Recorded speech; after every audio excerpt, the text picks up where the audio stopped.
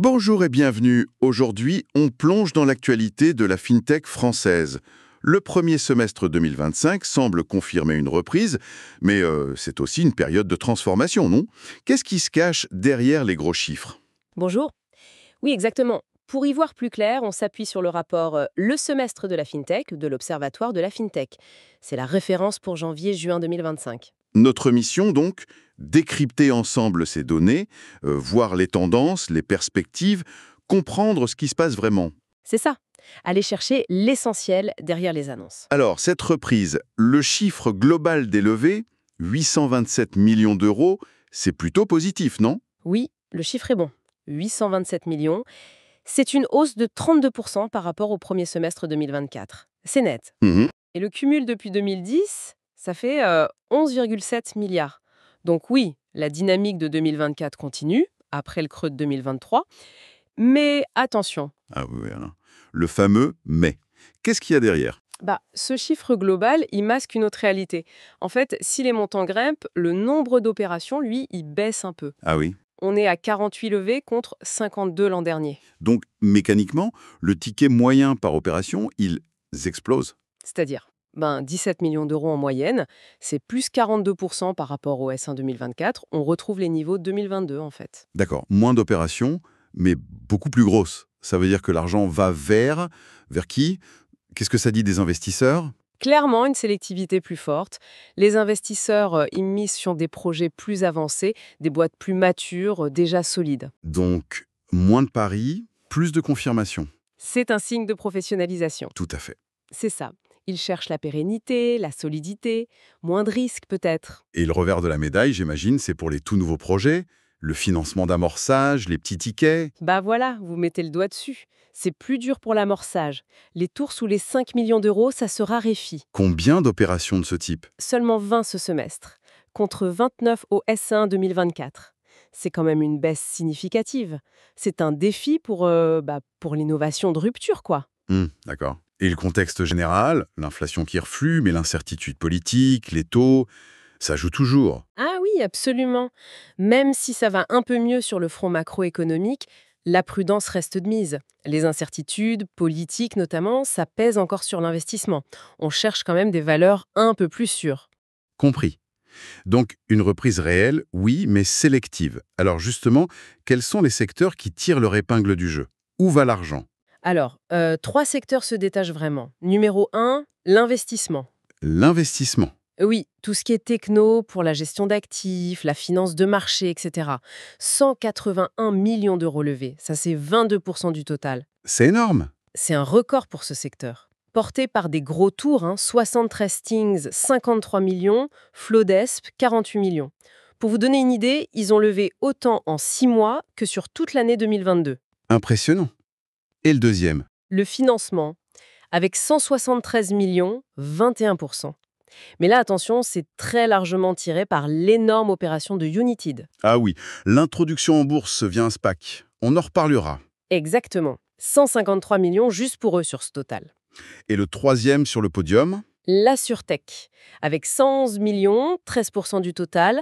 On a Tinubu Square qui lève 45 millions, Horus 25, Dalma 20. La Sûreté, c'est un peu un poids lourd historique, non? En cumulé. Oui, c'est le leader historique en cumulé, 2,5 milliards levés depuis le début. Il y a encore un potentiel de digitalisation énorme sur ce marché. Et le B2B, on en parle souvent comme d'un moteur clé. Ça se confirme? Plus que jamais. Le B2B, donc les services aux acteurs financiers, les outils pour le back-office, la cybersécurité, ça reste hyper dynamique. Ça représente combien? Environ 200 millions d'euros, soit 24% du total. C'est même un peu plus que le financement si on accepte l'opération United, avec des noms comme Penny Lane qui a levé 75 millions, Oui. Riot 30 millions, Sequoia 26 millions. L'attractivité est là, clairement. Poussée par la digitalisation continue et puis les nouvelles vagues, l'IA, le Web3, la finance embarquée. Justement, pourquoi ces secteurs, investissement, financement, AssureTech, B2B, brillent particulièrement en ce moment? C'est quoi les raisons profondes? Pour l'investissement, c'est assez clair. Les taux plus hauts, le volatilité, ça pousse les gestionnaires à chercher des outils pour optimiser. Vraiment optimiser les portefeuilles, la conformité aussi, c'est un besoin criant. Logique. Pour le financement, au-delà du United, Le rôle des plateformes alternatives pour financer l'économie, notamment les PME, est de plus en plus reconnu comme essentiel. C'est systémique, en quelque sorte. mhm. Et la sûreté, qu'on a compris, c'est la digitalisation d'un géant. Le B2B, c'est un peu la vague de fonds qui continue. C'est exactement ça. La transfo numérique des services financiers, elle est loin d'être finie, hein. Toutes les entreprises, financières ou non, cherchent des solutions pour être plus efficaces, plus sûres. Et le B2B fournit ses briques, quoi. Et avec l'IA et le reste, il y a toujours de nouveaux terrains de jeu. Très clair. Bon, cette vitalité, cette concentration des fonds, est-ce qu'on la retrouve sur l'emploi? L'écosystème crée toujours des jobs? Oui, la dynamique est toujours là. On est à près de 39 000 salariés fin juin 2025. Et ça représente quelle croissance? Environ plus 5% sur 6 mois. Donc à peu près plus 10% sur un an. C'est un rythme qui reste solide. Solide, mais peut-être moins. Moins fou qu'avant. Ouais, voilà. On est sur les mêmes rythmes qu'en 2023-2024, autour de plus 12% par an. C'est bien, mais on est loin du boom de 2022 où on avait fait plus 37%. C'est une croissance plus maîtrisée, peut-être plus durable. Et elle touche tous les métiers de la fintech? Globalement, oui. C'est assez bien réparti. 8 métiers sur 9 voient leurs effectifs augmenter. La RegTech est en tête, plus 10%. Ah oui. Suivi par la blockchain, plus 8%, la surtech, plus 7%, l'investissement, plus 9%. Il n'y a que le financement qui recule un peu, moins 3%. C'est un peu contre-intuitif avec United, mais ça doit être des ajustements ailleurs. Et qui sont les gros employeurs qui tirent la croissance? Conto passe un cap symbolique, plus de 200 salariés. Belle hausse de 9%, Alan continue de bien grossir aussi, plus 12%, Nickel est plus stable, plus 3%. Et puis il faut noter Penny Lane, plus 23% de croissance des effectifs. Impressionnant pour Penny Lane. Oui. À l'inverse, Payfit ou United sont en légère baisse, sans doute des ajustements après de fortes croissances ou l'opération pour United. Au-delà de l'emploi, est-ce qu'il y a d'autres signes qui montrent que l'écosystème devient plus mature, plus résilient? Oui. Un point intéressant du rapport, c'est l'état d'esprit des dirigeants. L'incertitude économique, politique, on dirait qu'ils s'y sont faits. Le rapport parle d'accoutumance à l'imprévisible. C'est-à-dire? Ils sont plus pragmatiques. Exactement. Moins dans l'hypercroissance à tout prix, peut-être, plus dans la gestion au quotidien, mais avec une confiance qui reste là, hein. Les plans d'embauche, même s'ils sont plus raisonnés, sont toujours là. Et pour celles qui n'y arrivent pas, est-ce qu'on voit beaucoup d'entreprises qui ferment boutique? Justement, non. C'est un autre signe de cette résilience. Le nombre de cessations d'activité, de liquidation, etc., il est en baisse. Ah bon? Oui, seulement 7 cas au premier semestre 2025. C'est 42% de moins qu'au S1 2024. Et surtout, ça concerne quasiment que des toutes petites structures qui avaient levé moins de 10 millions au total. Donc l'impact global sur l'écosystème est limité. Très limité. Si on regarde depuis 2016, il y a eu 96 cessations recensées. L'argent levé par ces boîtes, c'est 450 millions environ. Sur les 11,7 milliards levés au total, ça fait que 4%. D'accord. C'est une sélection naturelle et inévitable, mais pour l'instant, ça semble assez maîtrisé. Ça ne fragilise pas l'ensemble. Cette sélection naturelle, ça renforce la position des acteurs solides. Et dans ce contexte où c'est plus dur de lever, est-ce que les fusions et acquisitions, le M&A, ça devient une sortie ou un moyen de croissance important? Effectivement, le M&A reste très actif, même s'il y a un petit repli par rapport à l'an dernier. 23 opérations au S1 2025 contre 32 au S1 2024. Ça reste presque une opération par semaine quand même.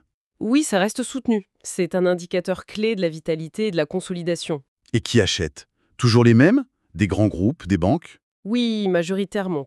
Des corporates, des institutions financières, des éditeurs de logiciels. Ils font 20 des 23 deals. Ce qui est intéressant, c'est que les acheteurs français sont majoritaires cette fois, 56%. Les acteurs nationaux se renforcent. Et les rachats entre fintechs elles-mêmes, est-ce que ça se consolide à l'intérieur du secteur? Alors là, par contre, c'est un vrai coup de frein. Seulement 3 opérations de ce type. La consolidation entre pairs, elle ralentit. Pourquoi? Les valorisations sont trop hautes, Peut-être. ou alors les fintechs sont surtout concentrés sur leur propre chemin vers la rentabilité en ce moment. On note quand même le rachat de la néobanque Helios par United. C'est intéressant. Et qui sont les cibles préférées des acheteurs? Sans grande surprise, c'est encore le B2B qui domine, 60% des deals. Les acheteurs cherchent des briques technologiques, des solutions pour leur propre back-office ou des services pour leurs clients.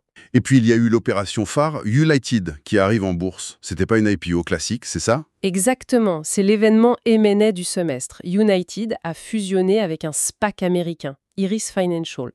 C'est une structure déjà cotée, mais vide, faite pour ça.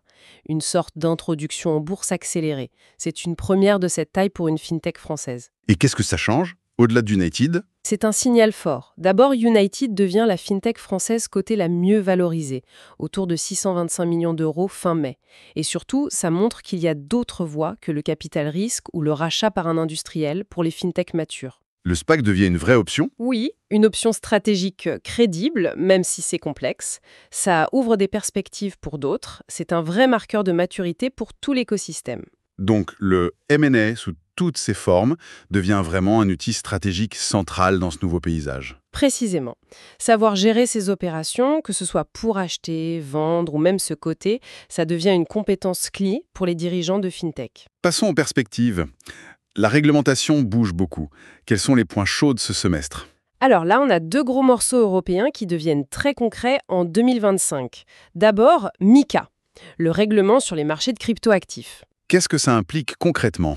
Ça veut dire que les PSAN français, les prestataires sur actifs numériques, doivent obtenir un nouvel agrément européen, le PSASN ou CASP en anglais. Et il est beaucoup plus exigeant que l'enregistrement PSAN actuel. En 2024, tous ne pourront pas ou ne voudront pas passer cet agrément. Certains vont se rapprocher, d'autres disparaître. Mais pour ceux qui l'auront, Oui. c'est un passeport pour toute l'Europe. C'est un avantage énorme. D'ailleurs, l'AMF a déjà donné les 2 premiers agréments PSN que SAPS ce semestre à des blocs et Goyen. D'accord. Et l'autre grand texte réglementaire? C'est DORA, le Digital Operational Resilience Act. Entré en vigueur en janvier 2025, là on parle de règles très strictes sur la gestion des risques informatiques. Pour qui? Pour quasiment tous les acteurs financiers régulés. Banques, assureurs, sociétés d'investissement, plateformes de crowdfunding et même les futurs PSC-ASP. Ça couvre la gestion des risques IT, la notification des incidents, les tests de résistance et surtout l'encadrement des prestataires externes, comme le cloud. Ça touche donc aussi indirectement toutes les fintechs qui fournissent des services à ces acteurs. Exactement. Si une fintech est un prestataire informatique critique pour une banque, par exemple, elle tombe dans le périmètre de DORA. C'est un énorme chantier pour renforcer la solidité numérique de tout le système financier. C'est clair. Au-delà de la règle, le rapport cite des experts sur des tendances de fond. Il y a cette idée de l'après-capital risque. Qu'est-ce que ça veut dire? C'est une analyse d'Emmanuel Papadagi, Stéphane Ancodi. Il observe que le financement des fintechs se diversifie. Ça ne repose plus uniquement sur le capital risque, le VC. Quelles sont les alternatives qui montent? On voit les business angels mieux organisés, on voit leur retour de la dette structurée, surtout pour les boîtes un peu plus avancées, post-série B, proposées par des banques ou des fonds de dette. Et d'autres encore? Oui, le M&A, on en a parlé, ça devient une source de liquidité. Et puis, il y a l'autofinancement. Certaines fintechs, surtout en B2D, deviennent rentables et choisissent de grandir avec leurs propres revenus. C'est plus discret, mais ça existe. Et qu'est-ce que ça dit de l'écosystème, cette diversification? Ça montre une maturité, clairement. Les fondateurs ne sont plus pieds et poings liés au VC, ils cherchent à garder plus de contrôle, à limiter la dilution. Ils choisissent des financements plus adaptés. Le VC reste crucial, surtout pour l'hypercroissance, mais ce n'est plus la seule voie. L'autre grand sujet d'experts, c'est l'IA. Avec un titre un peu provocateur, IA plus finance, les outils sont là, le vrai défi, c'est les humains. C'est Henry Koopman qui signe ça. Son point est simple, la technologie IA, elle est là, elle est puissante, accessible, les IA génératives, les IA dites agentiques qui peuvent agir, on l'utilise déjà pour automatiser, détecter la fraude, améliorer l'expérience client. Le potentiel est énorme. Mais alors, si la techno est prête, où est le problème? Le vrai défi, il n'est plus technique, il est humain. Culturel, organisationnel. Trop d'entreprises lancent des POC, des petites expérimentations isolées. Sans vraie stratégie derrière, sans que les équipes métiers se l'approprient vraiment, sans lien clair avec les objectifs business. L'IA reste souvent un truc de technicien ou de data scientist. Donc, pour que l'IA transforme vraiment la finance, il faut changer les mentalités, les organisations. Exactement. La clé, c'est l'acculturation. Il faut former tout le monde, les managers, les décideurs, pour qu'ils comprennent les enjeux, les limites aussi, pour qu'ils puissent piloter ça, définir les bons cas d'usage. Kaufman dit que 70% du succès d'un projet IA, c'est la conduite du changement et la culture. Il faut dépasser le stade de l'expérimentation pour industrialiser ce qui marche vraiment. Voilà. Sortir de la multiplication d'époques pour aller vers des usages qui créent vraiment de la valeur ajoutée durablement. C'est un rappel important, hein, la technologie ne fait pas tout. Bon, si on devait résumer les messages clés de ce premier semestre 2025 pour la FinTech française, D'abord, un écosystème qui confirme sa résilience, qui a digéré le coup de frein de 2023 et repart de l'avant. Ensuite, un gain clair en maturité. La sélectivité des investisseurs, la diversification des financements, moins de casse, tout ça le montre. Et ça reste un moteur pour l'emploi qualifié. et les tendances fortes, La super-performance de l'investissement, du financement, de l'assurtech ce semestre. Le B2B qui confirme son rôle de pilier, très recherché aussi en M&A. Le M&A qui est un levier stratégique clé. Et puis, bien sûr, l'adaptation aux nouvelles règles du jeu. Mika et Dora. C'est un défi, mais aussi une structuration nécessaire. pour finir, si on devait laisser une question en suspens, une réflexion pour observer la suite, Peut-être celle-ci, maintenant que l'écosystème est plus mature, que les investisseurs regardent beaucoup plus la rentabilité. Le grand défi, c'est comment concilier l'innovation, qui est toujours là, l'IA, le Web3, avec la construction de modèles économiques vraiment solides. Des modèles pérennes, rentables sur la durée, capables de traverser les cycles. Comment on transforme durablement l'effervescence technologique en performance économique? excellente question. Ça ouvre beaucoup de perspectives pour les mois et années à venir. Voilà qui conclut notre exploration des sources sur la FinTech française pour aujourd'hui. Merci de nous avoir suivis. Merci.